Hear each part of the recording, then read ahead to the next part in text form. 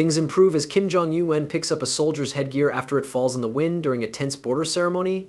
What follows goes viral, attracting global attention and government inquiry.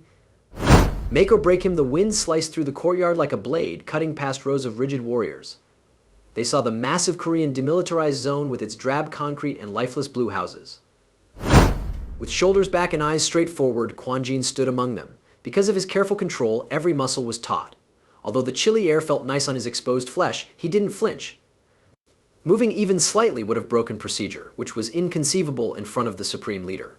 When Kim Jong Un came in his black sedan with a faint hum, the scene went electrified. Every soldier focused more when the leader left, drawing attention to him. Toward him as he passed the rows, his well-tailored uniform stood out among the bland troops around him. His expression was blank. Kwon's heartbeat sped up like a silent drum as he remembered to breathe. This was no ordinary ceremony, it tested their relentless discipline. Dust and debris flew into the courtyard as a gust of wind passed past. Kwon felt his cap shift as it hit the ground before he saw it. Swayed on his head, he felt panic, and the cap flew away before he could act. Kwon halted when he was dangerously close to the boundary. Breaking formation to get the cap was illegal and may land him in trouble. But leaving it out in the open made me feel guilty too. Kwon could see they cared as the tension grew around him, but every soldier stood still. He couldn't believe it, everything he had fought so hard for to improve his life and family may be taken away.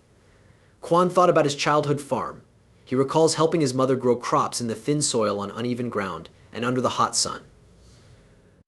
Every day was a fight against nature's apathy in our modest yet never-ending life. Only laughter made Kwon feel better, which he held on to as proof that happiness could exist even in the harshest situations. The farm was more than a home, it sustained their family.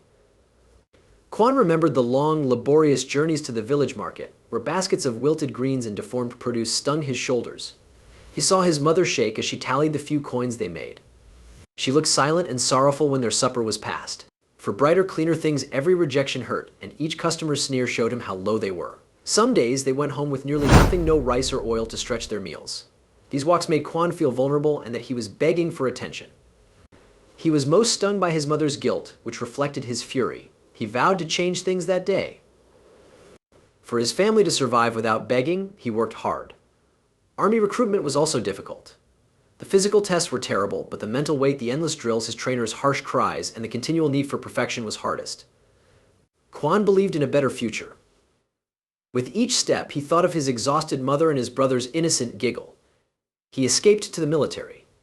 He changed when he entered the military. Maybe it was a stronger sense of responsibility and service, or the quiet delight of leaving the grime behind. Whatever it was, he knew this was his only ticket out of poverty and unimportance. His uniform was his armor, a statement of pride and purpose, and his hat was his identity, confirmation that he merited his place in the tight hierarchy.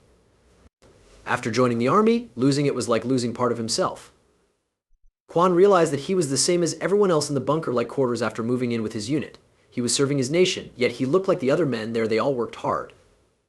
Kwon knew he had to be different, yet he lived in. As a soldier, he saw how that may be lethal.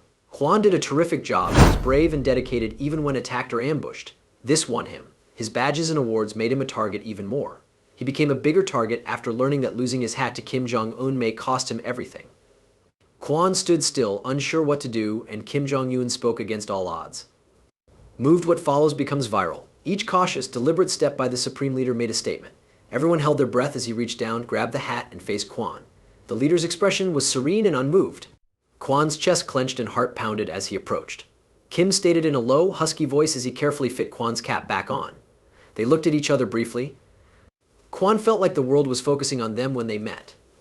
The supreme leader's eyes showed neither rage nor contempt, simply an unsettling neutrality that begged interpretation. Kim stepped back, looked at the rows of soldiers one final time, and left. However, the moment had passed despite the cloud of stress. Kwon paused, his cap holding the weight of the encounter. The world continued on, but he was having a stomach storm. Kwon lingered while Kim Jong-un moved on. Due to the weight of what had happened, his body felt stiff, but the ceremonies continued efficiently. He was confused by the rhythmic directives and coordinated actions. His hat fit snugly but felt heavy. It kept reminding him about the supreme leader's unexpected move, and his mind replayed it in agony, down to Kim's calm, steady feet and his silent stress as he talked. Kwon's eyes were unreadable when he put on the headgear. After the ceremony, he marched back to the barracks with his regiment, walking automatically. In the dimly lighted area, metal bunk beds lined the walls, each one matching the soldier who slept in it.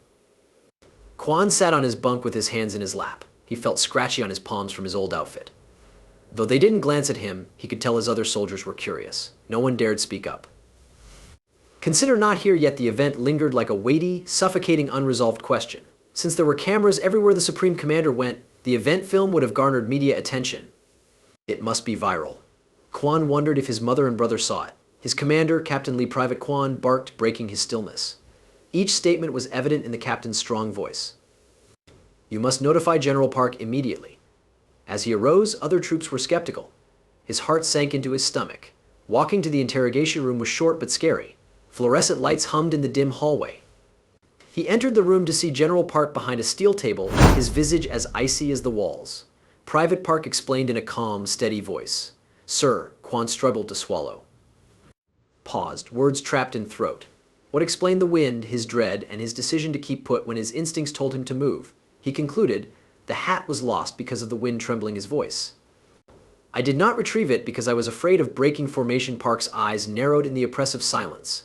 Was that decision right? The general asked quietly and threateningly. Quan hesitated and responded, Sir, I thought it was my duty to keep order. Sat back and watched Quan Private. Discipline without adaptation is weak. You're fired for now, as the Supreme Leader's actions today should remind you. Quan left the room with a heavy chest from the reprimand. Was his career over, or had Kim Jong Un spared him? That night, he replayed the day in his head on his bunk, going mad. The following days brought more questions than answers. The barracks were messy. Rumors circulated, but no one dared approach Quan. Quan received the much-anticipated invitation to be reviewed by High Command in the Stark Conference Room 3 days later. As a senior officer read a Supreme Leader statement, tension rose. Private Quan Jean displayed commendable discipline during a challenging situation, the officer added, reading the last few lines with a resonant voice. Soldiers must do more than follow orders, but safeguard his assets. Use this to teach everyone. Quan felt strangely relieved and uneasy. Kim Jong-un's written remark was praise and punishment, leaving him unclear of his status. We had no time to consider that. Quan was surprised to receive a bright new assignment, a minor promotion to corporal. This was something many warriors worked for years or maybe forever for, yet he received it simply being true to his principles. He was pleased this frightening situation was resolved, but his new work at his barracks felt more like a test than a reward. Quan sat alone with his cap on his knees.